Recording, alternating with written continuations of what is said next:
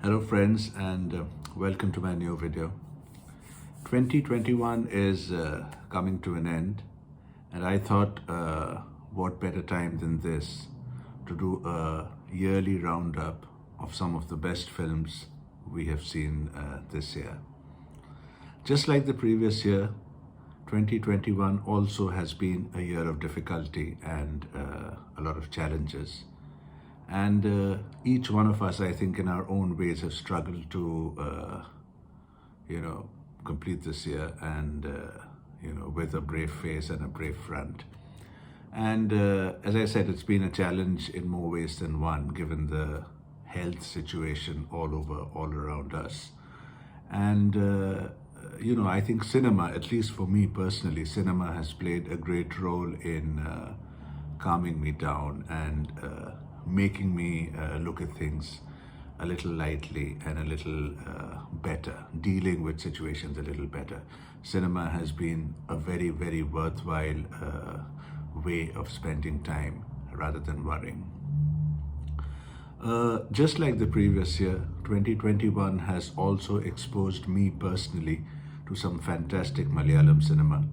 And I think for me, these last couple of years has been a revelation as to what level Malayalam cinema has reached. It's absolutely fabulous.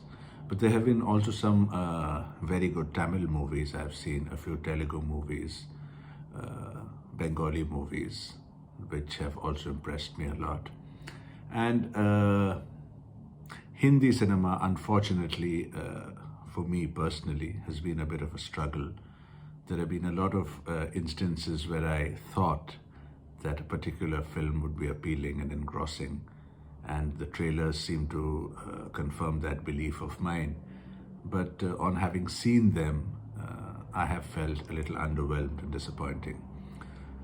So I think the personal takeout for me this year has been that Hindi cinema needs a lot of catching up to do with the rest of India, especially Malayalam, Tamil, Marathi, Bangla, made some very good movies.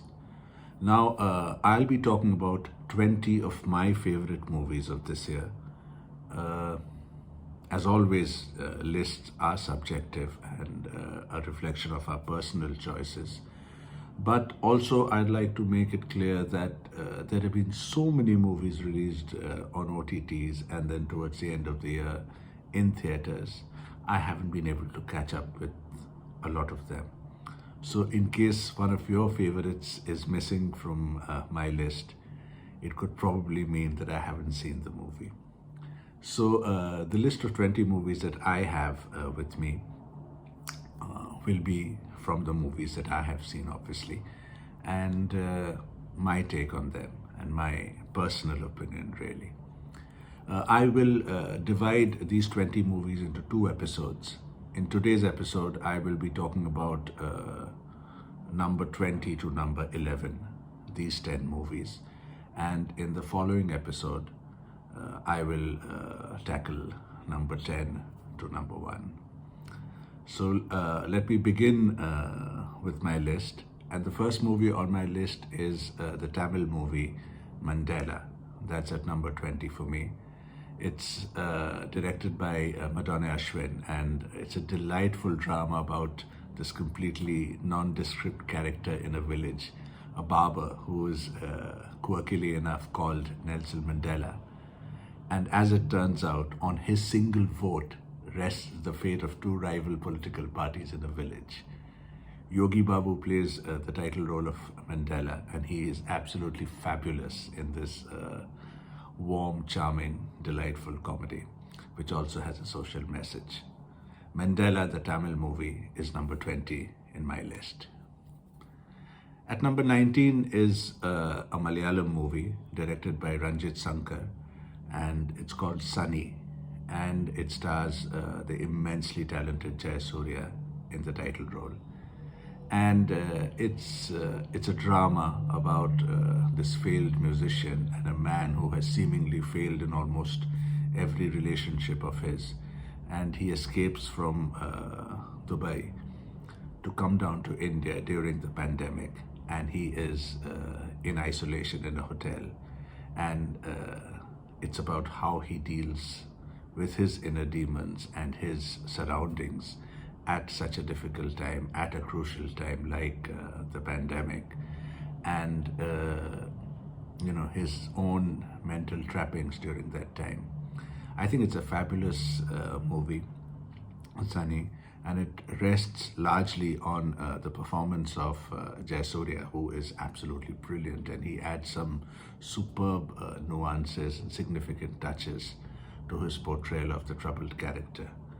So at number 19 is Sunny, the Malayalam movie directed by Ranjit Sankar. At 18 is a Hindi movie, Sandeep Aur Pinky Farrar. Now, Dibakar Banerjee's gritty road movie is, at times it is flawed, at times it's quite implausible, but I think it passes the test overall and is worthy of being included in one of the better movies of the year. Performances by both the lead characters, Parineeti Chopra and Arjun Kapoor, are superb. They're brilliant. And, although, given the bar which is set by Dibakar Banerjee and his cinema, the movie could have been better. I still, subscribe to that belief that the movie could have been made better. But overall, it still would be one of my top movies of the year. At number 18, Sandeep Aur Pinky Farrar, the Hindi movie. At number 17 is another delightful comedy drama. Well, I wouldn't call it comedy, but it's definitely a light-hearted drama. It's an unusual film written and directed by Umesh Bist. It's called Paglaid, and it stars Sania Malhotra in the lead role. And her performance as this young girl who has been recently widowed, and her inability to grieve for her dead husband, I think is one of the finer performances of the year. She is absolutely brilliant in her performance. And as I said, it's quite an unusual subject, quite a bold subject actually, to show in our society that a woman who's always expected to be the grieving widow and, be sad and morose and, after losing her husband. And here is this girl who is just absolutely unable to grieve. And, she tries, but she's not able to do it. I thought it was quite an interesting subject. And it was elevated by Sania Malhotra's performance. She's brilliant. As is the supporting cast of Akanksha Roy, Nazia Ali, and Ashutosh Rana, all equally good in their supporting roles. At number 17 for me is Paglaid, the Hindi movie. At number 16 is another Malayalam movie. This one is called Vellam, and apparently the movie is loosely based on the real life story of an alcoholic man who overcame his addiction to become one of the leading entrepreneurs in Kerala.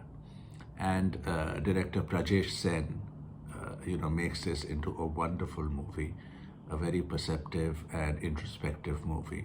And again, the second movie in the same year with a fabulous performance by Jayasurya in the title role of Vellam Murali. He is absolutely brilliant yet again, and it's primarily his performance in the movie that makes me rate Vellam at number 16 of my top 20. At number 15 is the directorial debut of Seema Pawa, and it's the quirky and introspective Ram Prasad Ki Tervi. It's got a massively impressive ensemble cast of Vikrant Masi, Konkona Sen Sharma, Paramrat Chatterjee, Nasiruddin Shah, Manoj Pawa, Supriya Pathak, Vinay Pathak, a whole host of others. And it's a very perceptive look at family dynamics, politics, and the little subplots every family has. And this is set when the family meets to mourn the death of a family member and have the 13th day ritual that is customary. a wonderful movie, Ram Prasad Ki Tervi, quite similar at times, especially in setting, to that of Paglaid. But I think both movies on their own stand tall and would be in my list of top 20 movies. Ram Prasad Ki Tervi is number 15 on my list. At number 14 is yet another brilliant Malayalam movie, Kane Kane. And it's Mano Ashokan's gritty family drama, which has elements of thrill in it. And yet again, the film is centered around two riveting performances by Suraj Venjaramudu and Thomas Tofino. They're both absolutely brilliant. Kane Kane is the story of this father who is grieving the death of his daughter, and yet at the same time he maintains a good enough relationship with his son-in-law, who has married again, and he is close to his son-in-law's new family as well. And then something happens, a small incident, a small something happens, which makes him question things, which makes him question his daughter's death and his son-in-law's possible role in her death. And what happens after that and how the two of them deal with this secret is what Kane Kane is about. Fantastic direction by Mano Ashokan. And as I said, brilliant performances by both Suraj Venjaramudu and Thomas Tofino. Tofino Thomas. Brilliant, absolutely brilliant. Kane Kane is at number 14 in my list. At number 13 is a movie which which is highly acclaimed and has been in everyone's top movie list. And it is a path-breaking movie in that sense. It's A Great Indian Kitchen, another Malayalam masterpiece, directed by Geo Baby and acted brilliantly by Nimisha Sajayan, who's had such a fantastic year in terms of movies and performances. It's a typical story of a housewife who is expected to be the submissive, docile, food-preparing person, and that's her only role in the family. And Nimisha Sajayan's struggle to break away from that stereotype, to break away and tear away from this patriarchal society that we have, to find her own voice, to find her own meaning and her reason. It's a great movie, very, very hard to watch at times because it is so real. It is so real. You can see these situations almost every day at any house close to you, perhaps even your own house. But a fantastic movie. The Great Indian Kitchen is number 13 in my list. At number 12 is a movie which I really, really enjoyed watching because, when we watch cinema, there is good cinema and there is not so good cinema. There is also serious and meaningful cinema, and there is entertaining cinema. And this movie at number 12 falls in the category of supremely entertaining cinema. It's a Tamil movie, Master, and I think it's a classic example of how mass entertainers should be made. Lokesh Kanagaraj is absolutely brilliant in his in making this movie, and it's a clash of two Vijays, the good Vijay and the supremely evil Vijay Sethupathi. I enjoyed this movie so much, and I was thinking to myself that in a year where we have had quite a few bland and ridiculously bad mass entertainers in Hindi, here was Tamil cinema delivering Master. And it's absolutely such a riveting and superb watch. Vijay plays the role of an alcoholic professor, teacher, and he is pitted against this gangster, Vijay Sethupathi, and the battle between them is what Master is about. And it's supremely entertaining. At number 12 in my list is Master. At number 11 in my list, and the last movie for this episode, is a Tamil movie called Anbir Kinnayal. It's an official remake of the Malayalam movie Helen, which came the previous year.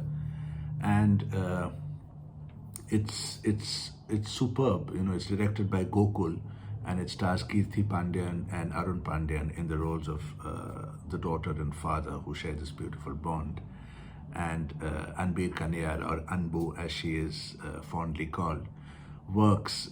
She has dreams of going abroad for her, future career, but she works in this fast food joint in a mall. And what happens is one night when she accidentally gets locked up in the cold storage room of that fast food joint, and her struggle for survival. It's a survival drama. Brilliant performance by Kirti Pandyan as well as Arun Pandyan. Fabulous direction by Gokul, and it's at number 11 in my list. So it's a Tamil movie, Anbir Kaniyal, at number 11 in my list. That's all for this episode. 20 to 11 I have covered in this episode. I don't know how many of you will agree with my choice, but this is it from me. These are my favorite, some of my favorite movies of the year. And the next episode, I will discuss the remaining 10, from number 10 to number 1, my top film of the year. So stay tuned for that episode as well. And until then, bye for now.